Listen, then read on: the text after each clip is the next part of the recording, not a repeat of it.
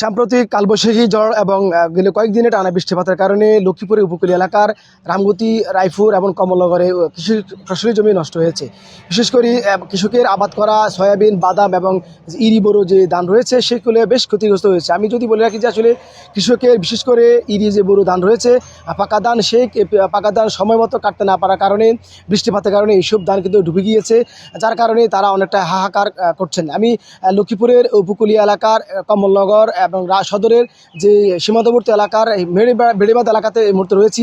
এখানকার বেশ ফসলি জমি রয়েছে যেখানে কৃষকরা ধান সময় মতো তুলতে পারেনি, সেসব ধান কিন্তু পচে গিয়েছে। যদিও আস্তে আস্তে রোদে ওঠার পরে যখন পানি শুকিয়ে গিয়েছে সে সময় তাদের কিছুটা ধান তারা তুলতে পারছে।